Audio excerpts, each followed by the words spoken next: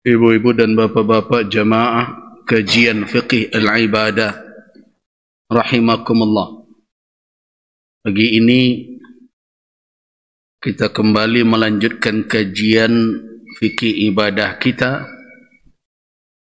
dan setelah kita membicarakan tentang fiqih as-salah dari sisi hukum dan kaifiatnya menurut petunjuk syariat Islam yang kita ambilkan dari dalil-dalil Al-Quran dan Sunnah Nabi sesuai dengan apa yang difahami oleh para ulama di dalam kajian fiqih, dengan menimbang berbagai dalil dengan kajian-kajian usul yang kita kuasai. Alhamdulillah, setelah itu kita lanjutkan membahas tentang salat berjamaah atau salatul jamaah. Kita sudah bicarakan tentang perintahnya atau masyru'iyyatu salatil jamaah, bagaimana kedudukan solat jamaah itu di dalam ketentuan syariat Islam, mulai dari sejarah pensyariatannya yang tidak terlambat dari diperintahkan atau disyariatkannya solat itu. Jadi ketika awal solat diperintahkan solat 5 waktu, yaitu di malam Isra dan Mi'raj, pada paginya Nabi SAW telah dituntun oleh Jibril alaihissalam untuk melakukan salat, dan bahkan para sahabat juga telah mengikuti beliau, di mana Rasulullah berimam kepada Jibril dan sahabat Nabi menjadi makmum bagi Rasul SAW. Itu sudah kita jelaskan. Kemudian berikutnya dari sisi kajian keutamaannya juga sudah kita bahas, dan juga pembahasan tentang hukumnya juga sudah kita kaji. Nah, sekarang kita masuk kepada pembahasan tentang adabul masyi ila salatil jamaah wal khuruji ilaiha, adab berjalan menuju kepada tempat pelaksanaan atau menuju kepada pelaksanaan salat berjamaah itu, dan adab keluar dari rumah atau dari tempat tinggal ke tempat tersebut. Assalamualaikum.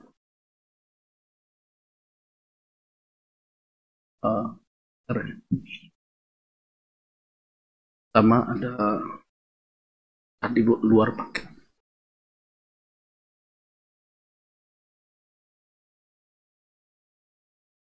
Nah, jadi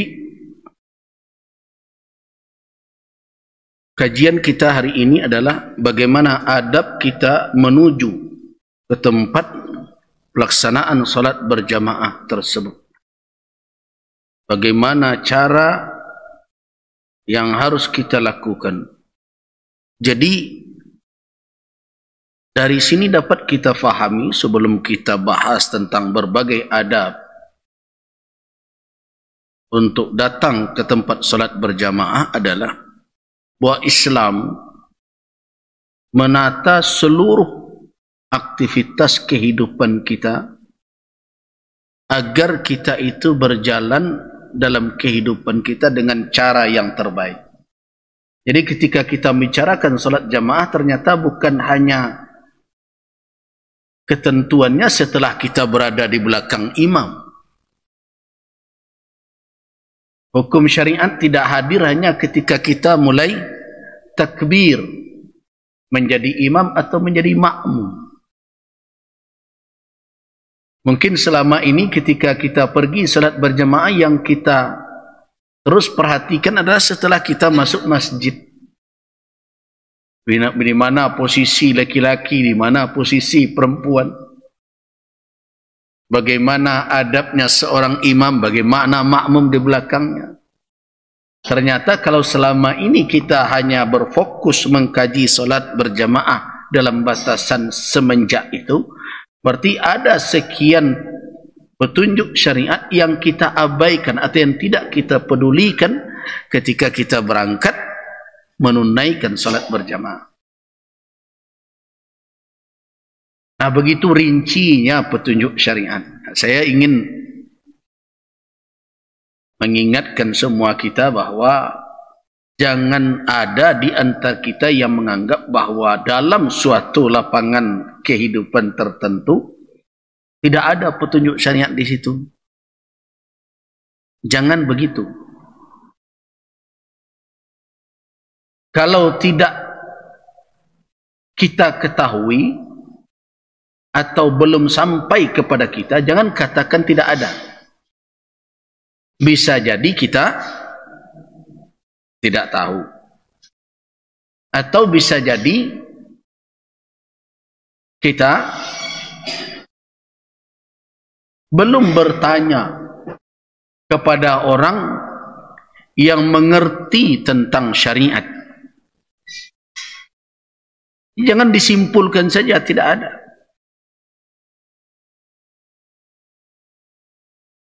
Nah, ini juga sebagai alasan bagi kita untuk menolak orang-orang tertentu yang mengatakan bahwa tidak usah diatur-atur oleh agama. Jangan bawa-bawa agama. Itu kekeliruan yang fatal. Ya. Agama itu harus dibawa kemanapun. Bukan hanya dibawa-bawa. Kalau dibawa-bawa itu sekali-sekali namanya tuh. Agama itu harus dibawa. Di dalam berumah tangga agama harus dibawa. Di dalam berdagang bukan dibawa-bawa ya. Memang dibawa. Kalau dibawa-bawa itu sekali-sekali dibawa, sekali-sekali tinggal namanya. Nah, maksudnya dibawa-bawa. Kalau dibawa-bawa itu dalam bahasa Minang itu menunjukkan tidak terus dibawa. Ada orang Minang yang tidak pandai bahasa Minang. Dan dia marah kepada orang, jangan bawa-bawa agama lah. Agama memang tidak boleh dibawa-bawa. Agama itu harus dibawa tarui. Kalau dibawa-bawa maknanya apa? Sekali dibawa, sekali tinggal, atau sekali-sekali dibawa. Itu makna dibawa-bawa. Jadi benar kalau ada mengatakan di ranah Minang, kan ada kemarin ya orang ada sebagian yang masih bersedih dengan hasil. Tidak perlu bersedih, belum tentu seperti itu. Nah, sabar saja. Kalau orang sudah berada di jalan yang benar, maka ujung dari perjuangan itu tidak pernah rugi. Urusan menang dan kalah itu bukan alamat kerugian ya. Belum tentu yang menang itu beruntung, dan belum tentu yang kalah itu merugi. Banyak orang yang menang tapi rugi sebenarnya. Kenapa? Karena bagi umat Islam, bagi seorang Muslim, rugi dan untung itu bukan duniawi ukurannya. Jadi tidak perlu ada hal. Cuma ada yang saya katakan, kenapa di Sumatera Barat? Karena di Sumatera Barat itu orang bawa-bawa Islam, bawa-bawa agama. Saya katakan di Minang ini tidak ada orang bawa-bawa. Yang ada itu membawa terus. Agama itu dibawa, bukan dibawa-bawa. Kalau dibawa-bawa itu tanda tidak orang Minang tuh. Orang Minang itu terus bergerak di dalam kehidupannya dengan petunjuk syariatnya. Kenapa? Karena syariat di Minangkabau itu telah mengkristal menjadi apa? Menjadi suatu sikap yang rutin. Itu dinamakan menjadi adat. Jadi jangan dikeliru tuh orang yang ngomong karena kalah kemudian Menyalahkan pula ulama di bawah-bawah. Ulama tidak di bawah-bawah. Ulama itu di bawah tarui. Ulama tidak ikut-ikut. Memang ulama itu ikut. Cuma ikutnya itu di mana? Nah, begitu. Ulama Minangkabau itu adalah ulama yang tidak hanya diajar bagaimana membaca kitab, tapi diajar juga berkearifan menurut raso jo pareso, tahunya di mana posisi nan tape, di mana dia mesti berada, dan arif dia tentang hal-hal yang akan merusak umat, merusak agama, merusak ranah bundonya. Karena itu dia harus tahu di mana rantiang nang kemancucu, di mana dahan nang kemaimpo.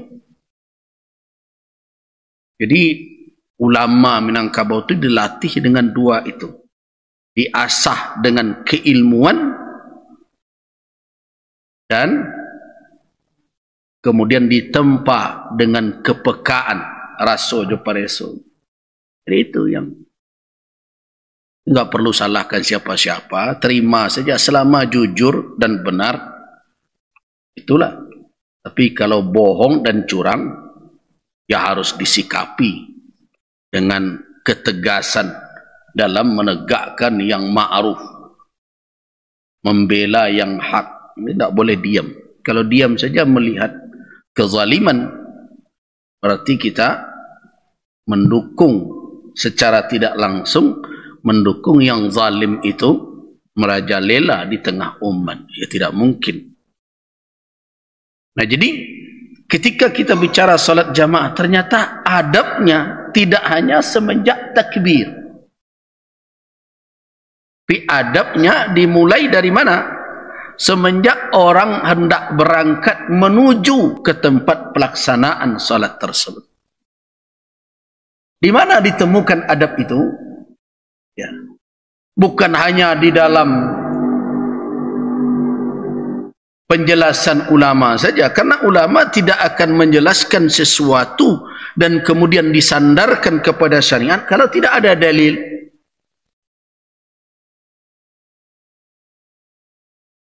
Itu adalah keilmuan keulamaan. Jadi ulama kalau menjelaskan ini petunjuk syarak, walaupun mungkin yang kita dengar kesimpulannya itu, tetapi ketahuilah ketika dia mengatakan petunjuk syarak seperti itu, tapi dia adalah seorang ulama, maka akan bertemu apa? Kalau ditelusuri, kenapa ulama tersebut menyimpulkan demikian? Di belakangnya pasti ada dalil yang menjadi sandaran. Nah, begitu juga terkait dengan adab berjamaah. Adab berjamaah itu tidak dimulai hanya ketika seorang terikat dengan imamnya melalui takbiratul ihram. Ingat, keterikatan makmum, innama ju'ilal imamu liyu'tamma bih, kata Nabi, dijadikan ada imam itu untuk diikuti kapan? Semenjak apa? Semenjak takbiratul ihram, dalam mengikuti imam. Kemudian kapan dia selesai? Tidak lagi terikat dengan imamnya setelah salam. Ketika dia salam, selesai. Tidak ada keterikatan lagi. Apakah zikirnya harus menurut zikir imam? Tidak. Apakah dia harus mengaminkan pula imam berdoa di depan? Tidak. Jadi keterikatan dia dengan imamnya ketika kapan? Takbiratul ihram dan berakhir dengan salam. Itu tidak ada perbedaan pendapat ulama itu. Tetapi perkara adabnya tidak dimulai dan berakhir dengan itu. Jadi adab. Adab makmum yang baik itu bagaimana? Dia belum berdiri lagi sebelum imamnya berdiri. Itu adabnya. Tapi yang terjadi biasanya makmum kencang dulu keluar dibandingkan imam.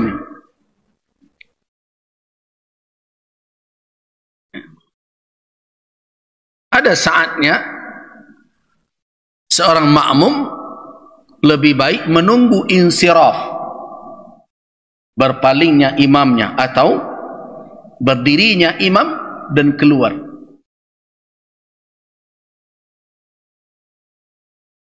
Nah, ini adab, tetapi dari sisi kewajiban dia sudah terhenti keterikatannya ketika salam. Assalamualaikum warahmatullahi wabarakatuh. Assalamualaikum.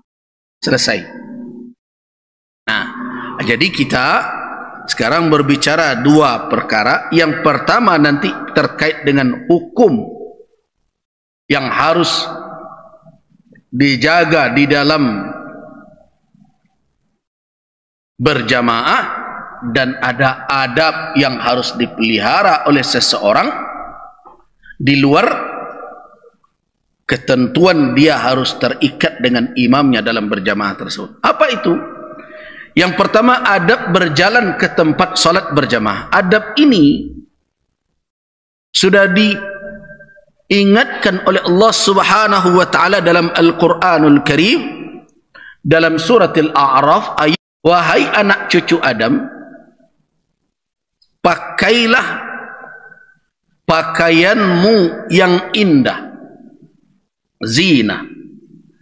Kalau zina, tentu di situ lebih semestinya dari sekedar hanya menutup aurat. Kalau pakaian yang indah tidak hanya sebatas menutup aurat. Pakailah pakaianmu yang indah ketika apa? Setiap kamu masuk ke masjid atau menuju ke masjid. Kemudian makanlah dan minumlah dan jangan berlebihan. Sungguhnya Allah tidak menyukai orang-orang yang berlebih-lebihan. Nah, di sini ada kalimat khudzu zinatakum inda kulli masjidin. Nah, dari sanalah ulama merumuskan adab seseorang ketika menuju ke rumah Allah, ke bait min buyutillah, hendaklah dia keluar dalam keadaan apa? Dalam keadaan berpakaian yang rapi dan indah.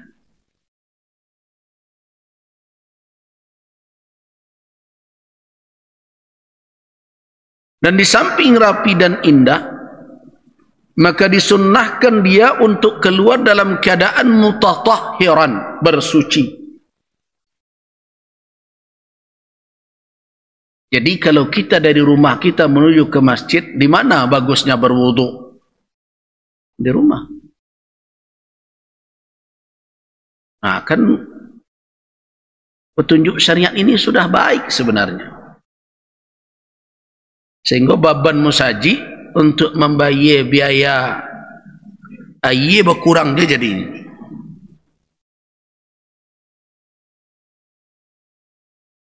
Kan ada pula pengurus masjid yang pusing membayar. Untung kalau surau kita tidak memakai air yang berbayar dari perusahaan gitu. Surau kita alhamdulillah 2 titik sumur digali di surau ini, airnya bersih sekali.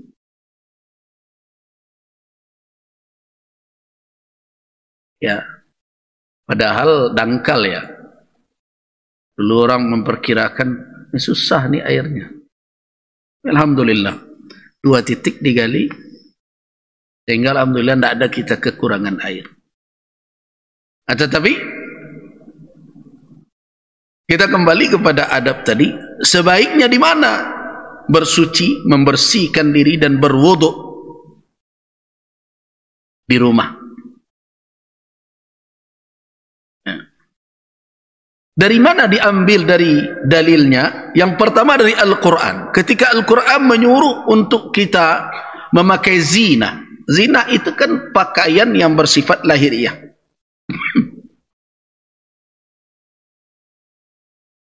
Yang katakan zina. baju, selendang atau apapun, itu zina. Nah, tetapi tentu dari situ dapat difahami, tidak mungkin Allah menyuruh kita tampil dengan penampilan yang indah secara lahiriah, tetapi tidak bersih di balik yang dipakai itu. Bukankah di dalam Al-Quranul Karim, dalam surat Al-Baqarah ayat 222, Allah nyatakan innallaha yuhibbut tawwabin wa yuhibbul mutatahhirin. Jadi karena itu perintah untuk mengambil pakaian yang bagus dan indah secara lahiriah, terkandunglah di dalamnya tuntutan untuk membersihkan fisik dan tubuh kita dengan keadaan yang rapi dan bersih. Jadi perintah mengambil perhiasan itu tidak mungkin baju rancak badan busuk, tidak mungkin. Penampilan lahir dari jauh membuat orang ingin mendekat, tapi ketika orang dekat tidak mungkin mendorong orang untuk menjauh kembali. Jadi ketika kita berbicara zinatul haya atau zina dari sisi pakaian, maka tentu maknanya adalah zina zahira wa batina, zahir dan batin. Artinya yang tampil lahiriah dan yang di dalam juga bersih. Nah, karena itulah makanya hadis datang menjelaskan itu. Jadi fungsi utama dari sunnah itu apa terhadap Al-Quran? Bayan, penjelasan.